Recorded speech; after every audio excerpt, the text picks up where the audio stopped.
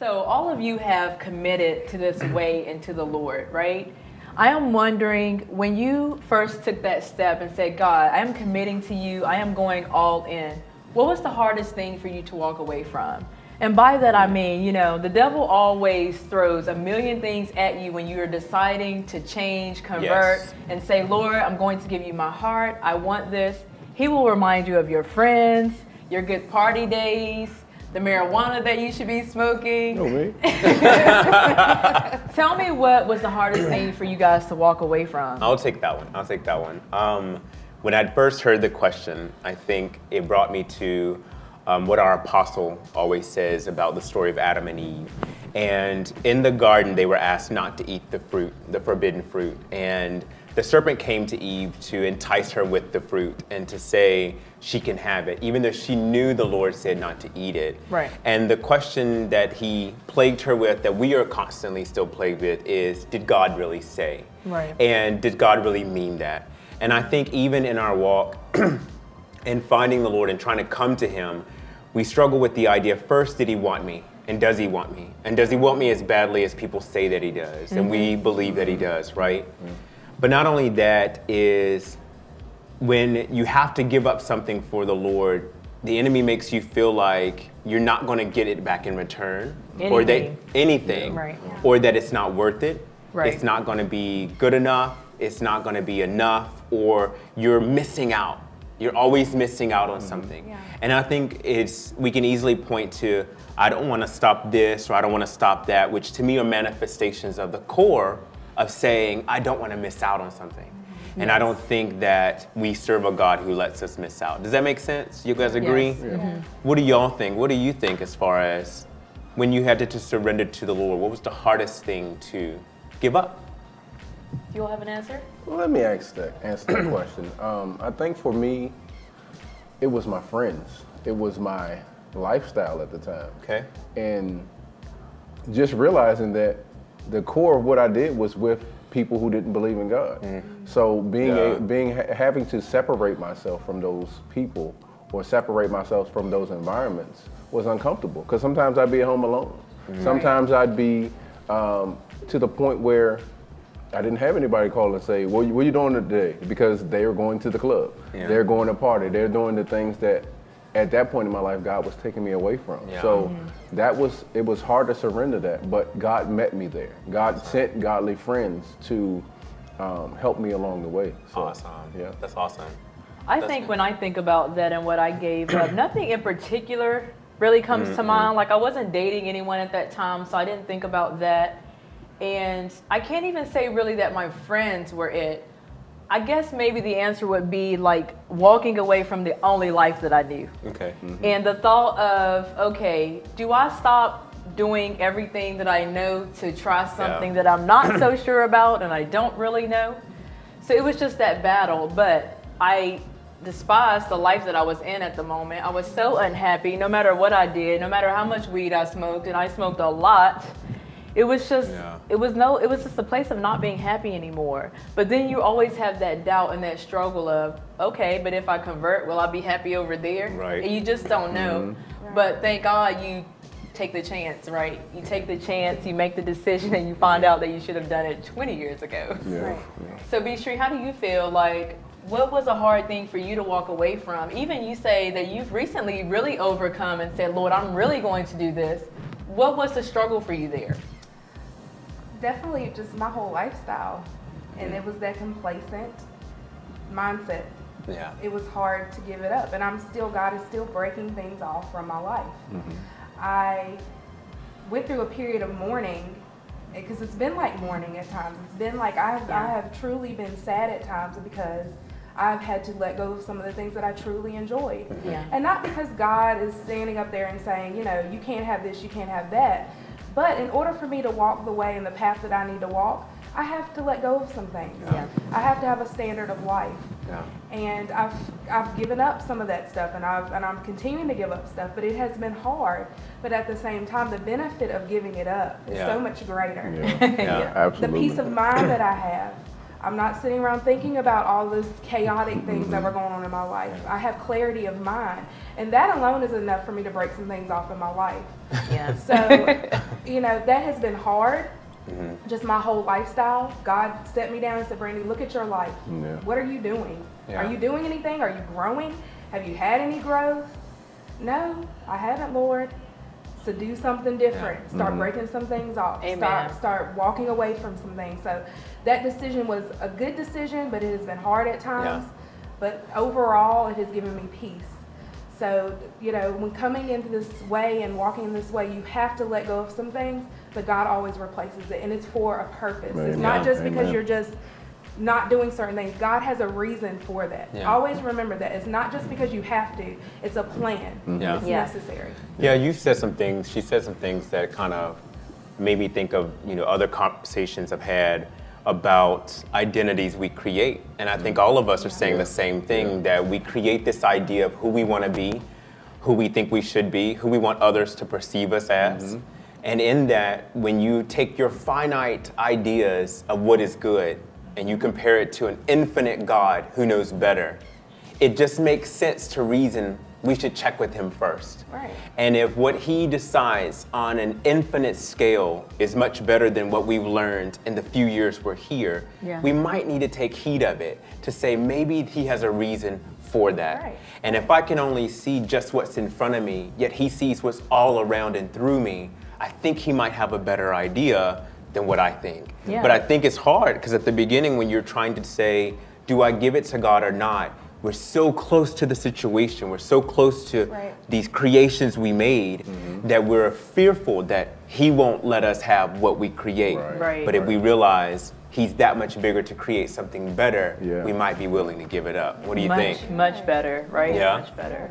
For me, it was, I think, understanding first and foremost that I am who God says I am, not who people say I am. A lot of times when you're walking through life, Oh, my people Lord. have given you name tags. So you're many. this, you're that, and Still. this is what you have to be I've in been a order to be a dancer. Christian. Yeah. I've been a dancer. I've never danced. I Right. can't even really dance.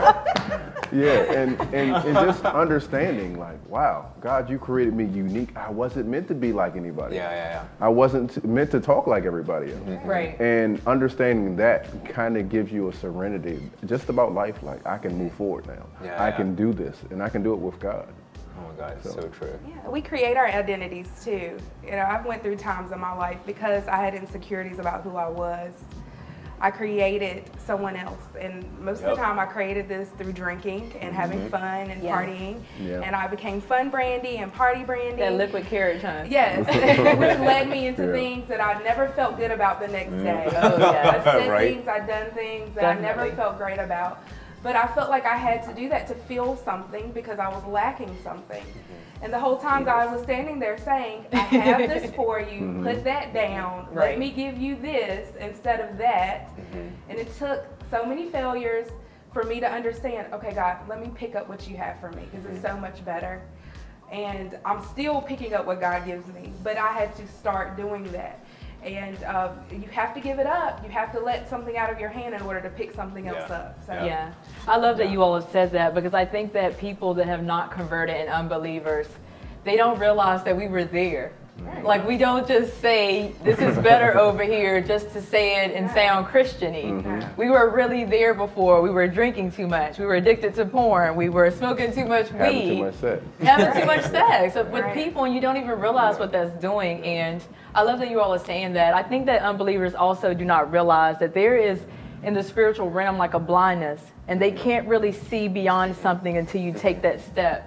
So you have to listen to the people that have already been there and did that. And for some reason, it's just so hard to get them to understand that. You saying that makes me think of we never believe that someone loves us and wants more for us Yeah. than ourselves. Yeah. wow. And I really think that we're so fearful that no one will care as much for me as I care for me. Yeah, yeah. And no one That's it. will do for me, and they won't sacrifice for me, and they won't push for me as much as I will. Right. But then when you start to find that there's a God who will do just that for you Yeah. and go beyond what you think he would do for you, not just the stories in the Bible that repeat over and over how much he sacrificed himself for us, you start hearing it in the stories of people around you. They're like, man, I was down and he was there, and I didn't think that he cared and he gave me this, and I didn't deserve, but the Lord still did. And I think that's a big thing. I think, you know, the blindness comes that you're afraid that there is someone who will give and care for you as much as you care for yourself. And I think there is. There is. Yeah. And we're talking really a lot good. about God, right?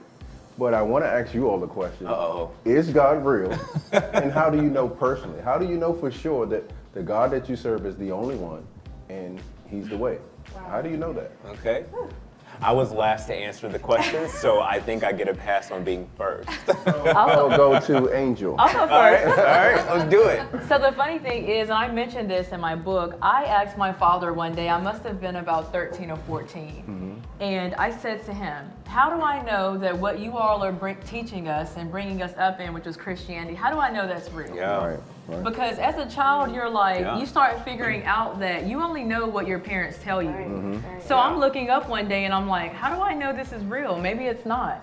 And I expected him to give me some good churchy answer. And he said, well, you'll just have to try them for yourself. Wow. And it was such a freedom behind that answer because I wanted him to tell me that this is it, but he didn't.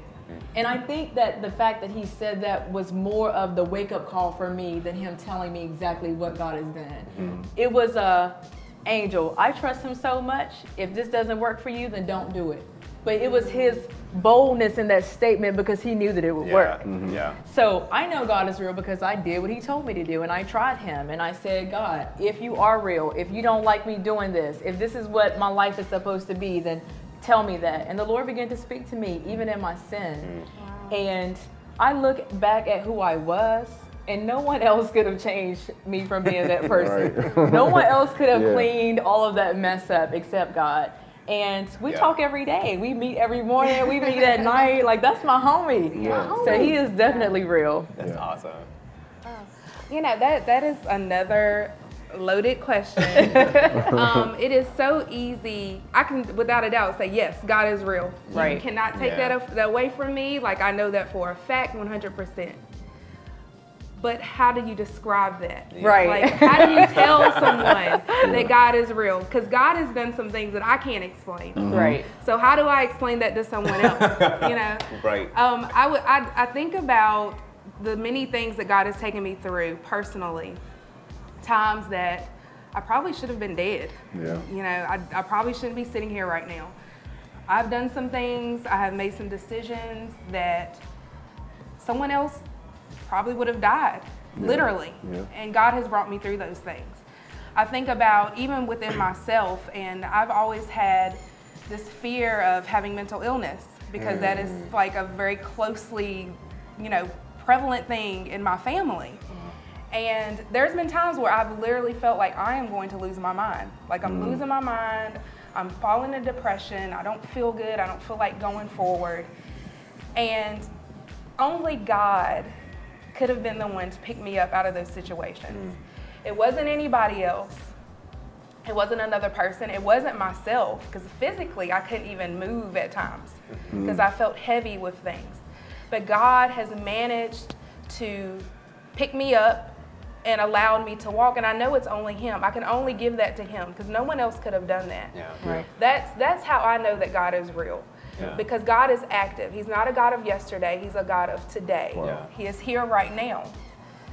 I also related to, I know, you know, to people, when you get that feeling when you hear some good music and you kind of get some chills and your hair stands up, God is like that to me.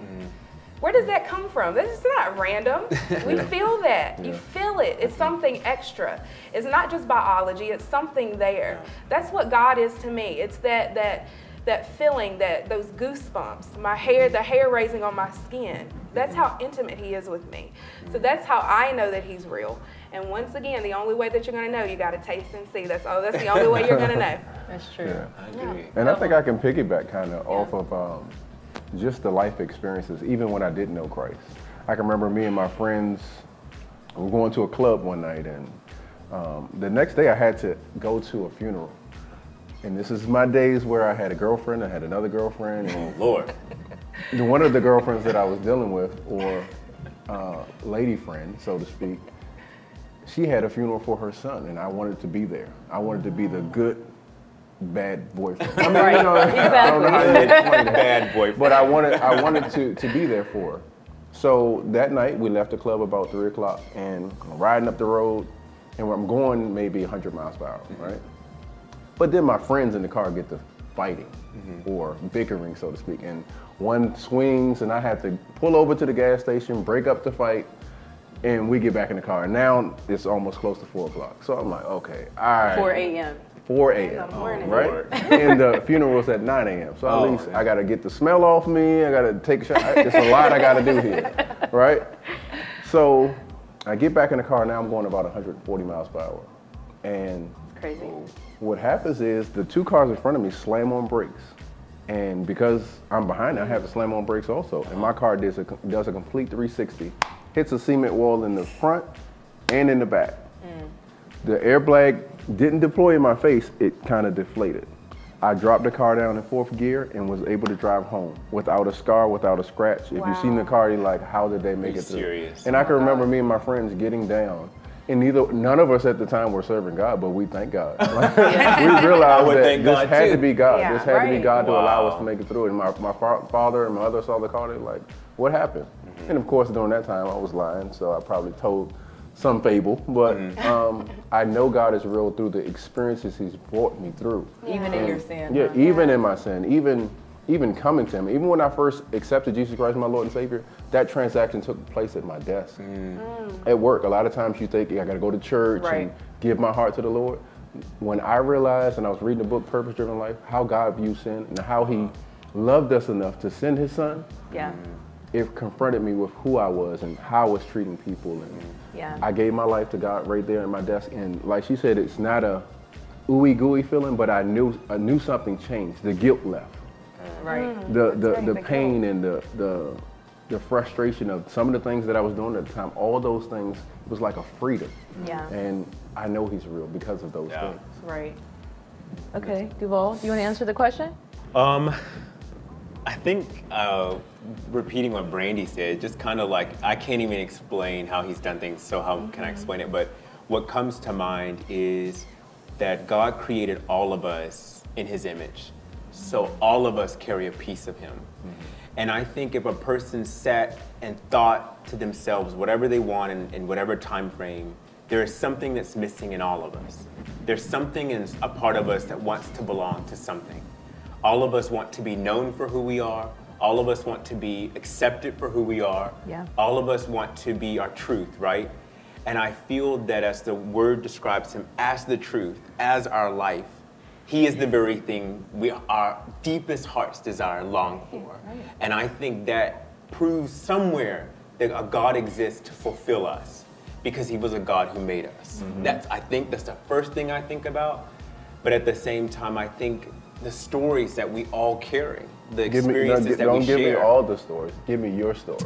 I need to hear yours. As far as how God is real, I think I have a little too, and Angel can probably attest to this, my family can, I have a little too many coincidences in my life. Everything falls in line. I feel like the Lord has been so gracious to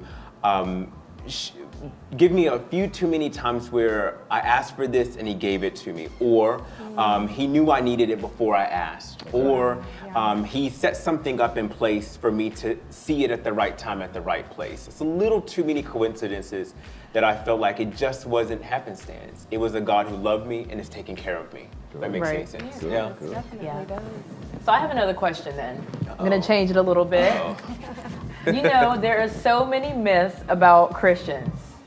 People say so many things about us. They have so many ideas of what we Yeah. look like, what we're supposed to act like. Yeah. What is one of those myths that you defy?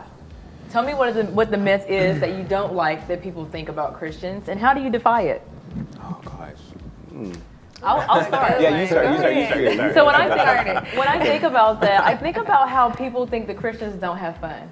Wow. And I'm just like, Yeah. you have no idea how much fun me, Street, and I have. Without me. But one of the things that comes to mind even is when I first really started earning more of an income, I told God, I said, God, I want to have season tickets to the Redskins.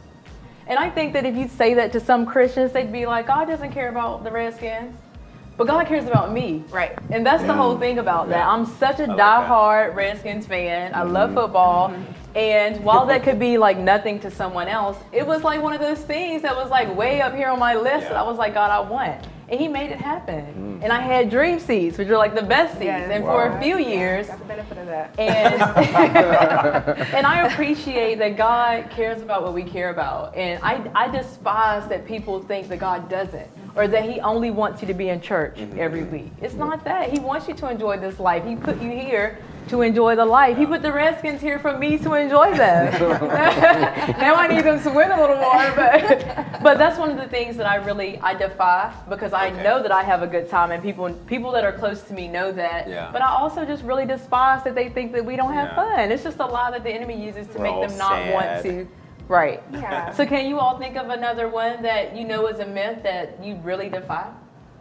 I think that people have this perception that Christians are judgy. I was going to say the same that thing. They can't, that they are above others. Like they can't, be with the lower people or the people that are non-Christian. Right. I have seen non-believers, talk about how they have been hurt by Christians because of some of the things that they have said to them and how they've judged them and how they've made them feel like they're not welcome. I'm definitely not that Christian. I don't care who you are. I love you because God loves you. Right. And it doesn't matter to me. I feel like that's what God put me on this earth to do. Not to tell you how to live your life, but to love you to death, to the point where you make some decisions in your life. Right. I think that's definitely one. I mean, I've been hurt by Christians. I've been church hurt, as I like to call it. And so I get it. But that's not all of us. That's definitely not us. We don't judge. We've all made mistakes. I've done things. I've said things. There's so much that I could share with somebody about my life. Right. So I don't want anyone to think that I'm above them, but I think that's a perception that people have, and it's definitely something that I defy, because that's definitely not me. And I think that's why I don't come off as a Christian all the time, because I truly do love everybody. And I try to treat people the way they need to be treated, and like God would treat them and how God would look at them, regardless of who you are. That's a really good one, because I think that even Christians need to hear that. So many Christians feel like because you have a relationship with God that you can look from here and look down, and that's exactly the opposite of who God is and what he wants. And I don't understand how they think we're ever supposed to reach them and make them want the Lord if you're never close enough for them to see your life. Exactly. I do understand that when you're new in Christ, you have to keep your distance, because you may be too weak and you can't be around those same type of friends.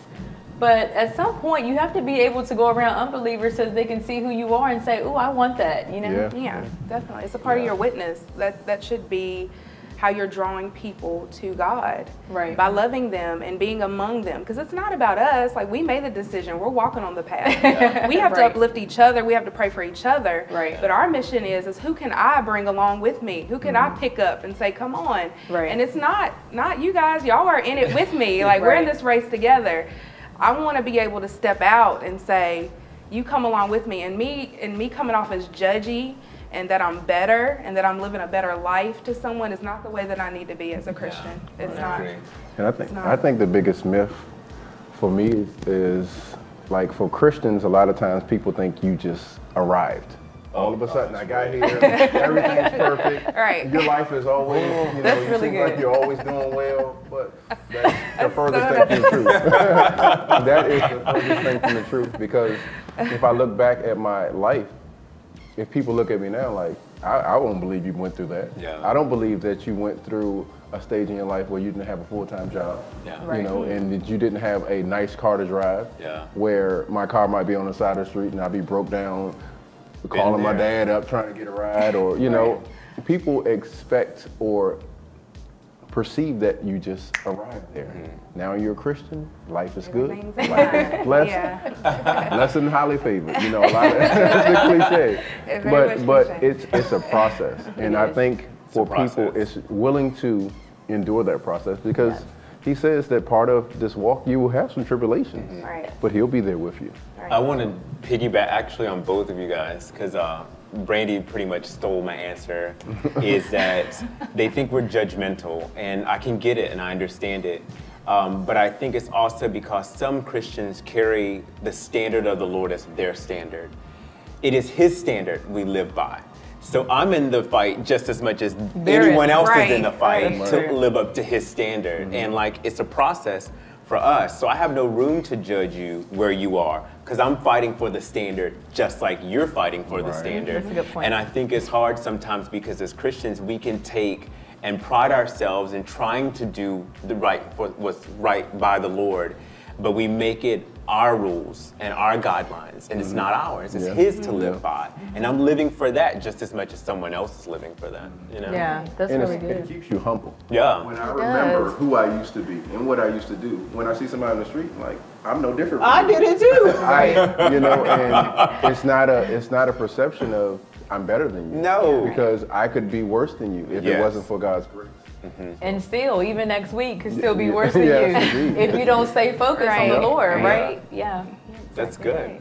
I think the last question I want to ask is, who was the most influential person in your life helping you to come to Christ, or helping you to make that decision to rededicate your life to Christ?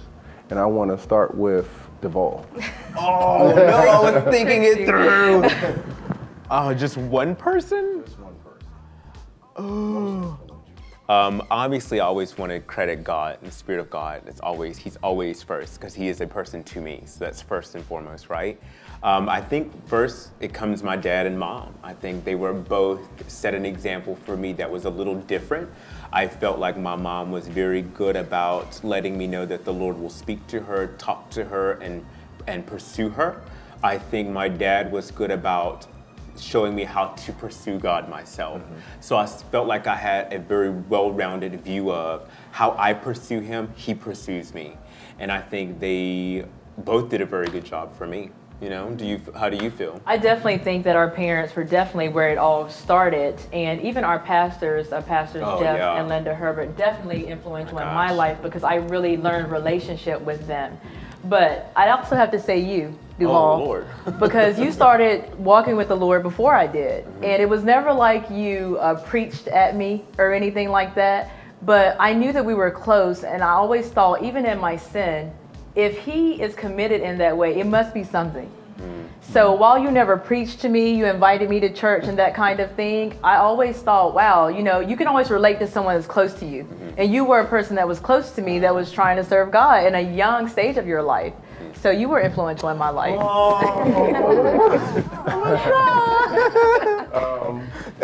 You want to answer that, or I can do it really quick. Definitely my parents. Yeah. I'm going to say two. Definitely my parents. I'm going to group them together. Even to this day, my mom still prays for my walk. I know she has. I know, and I'm so happy for her to see this, because I know things are being manifested that she's prayed about. Yeah. And I'm so thankful for that, because I know I got a praying mama. She gets some prayers through too. But I'm going to say Angel has definitely, right now in my life and what is going on in my life, she has definitely been an influence in my walk. We're so connected as friends and family, but mostly friends. Yeah. That I decided that if she's gonna do this, I love her so much, I'm gonna do it too. Amen. So she's definitely been an influence for me lately, and just seeing her walk and her path has been really influencing me and pushing me to do what I gotta do. Definitely. So for me, really quick, it would be my pastor. When I first came back to the Lord, Pastor Reginald Elliott.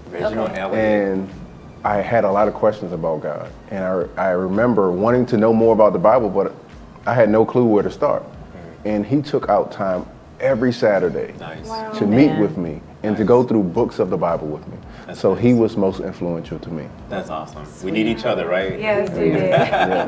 That's awesome. Oh my God, that was so much fun. I don't think that we wanted to stop. I think we'll do it again. So how about you all help me out, send me some questions, drop them below, hit us up on the email address, and send me some questions that would make them get super personal. Can you do that, please? And until next time, 2 up, 2 down.